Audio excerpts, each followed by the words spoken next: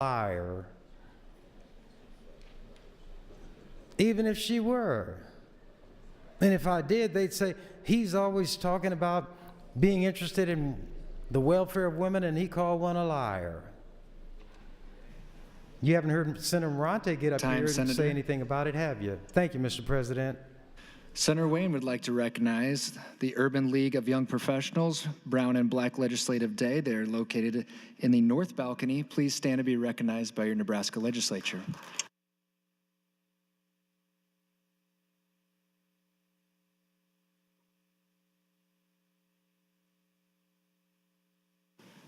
Thank you for coming. Senator Walz, you are now recognized. Thank you, Mr. President. I stand in opposition of the amendment as well as the LB 46. First of all, I want to say that I do agree that people have the right to say how they feel, but sometimes I think that we do things that promotes even more division among people than what is needed. And I really try hard,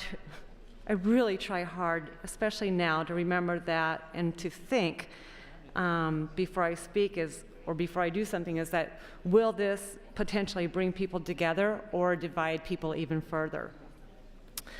Secondly, this position here in Lincoln has really changed my life because my eyes have been opened to so many people and issues that people have in their lives. And one of the things that I've realized is that I have been pretty ignorant about what's happening around me. And it's not even that I meant to be ignorant in that way, but I was. And I want to do a better job. But a license plate in my eyes is not going to make me a better person, or it's not going to help me make better decisions. I won't make a difference in somebody's life because I have a certain license plate.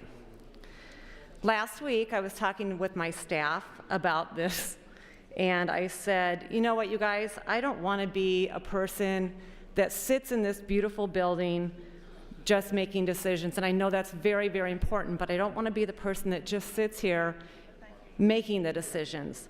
I really want to make a difference, and I really want to make a difference outside of this building.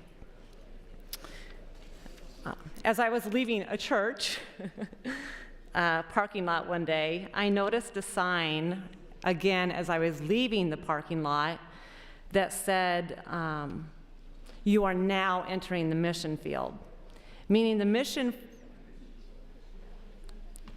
to work for people was not inside those walls of the church, but outside.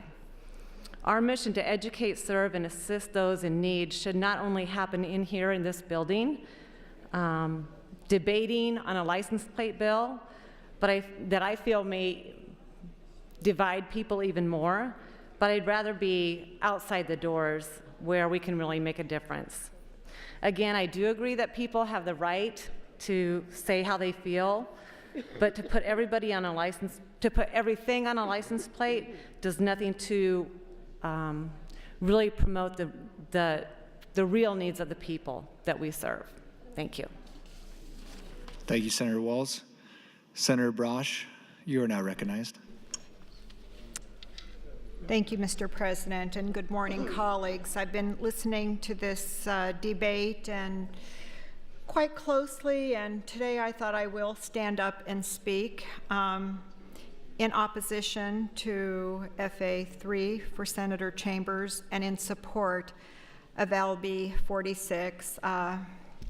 Listening with one ear and trying to keep up with incoming emails, a constituent, and actually it's not a constituent, one of our second house that periodically sends their thoughts to all senators or many senators.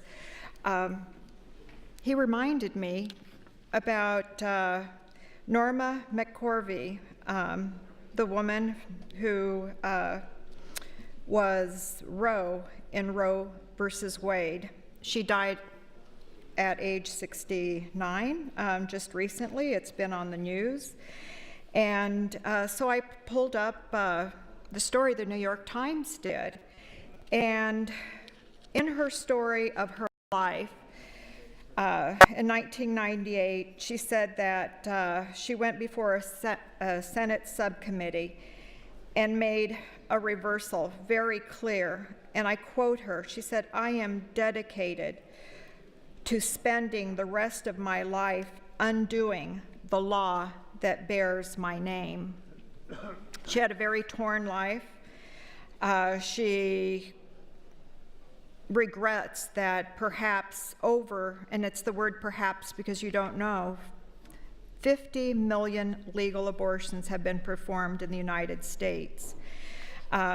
She became known as Jane Roe, even though she was on the sidelines, went out, of the picture for almost a decade, only to show up later initially to try to help the cause for abortion, knowing she was wrong, realizing that later, and that she did not have an abortion, that in fact she gave up her children at birth. She became a cleaning woman, a waitress, a carnival worker. She was bisexual, primarily lesbian, and she sought refuge from poverty and dead-end jobs in alcohol and drugs. She said she did switch sides from an abortion rights to an advocate to anti-abortion campaigner. And she vowed that the mistakes of the past should not steer the future. She was 5 months pregnant with her third child, and she said she signed an affidavit she didn't even read. She just wanted a quick abortion. And then 4 months later, she did give birth. She had little contact with her lawyers. She never went to court. She was never asked to testify. She was uninvolved in any of the proceedings that took 3 years to reach the Supreme Court. And she learned of the decision in a newspaper. That's how far out of the loop she had become, that she was just a piece that was put into motion far beyond her realization of what that decision was made for her.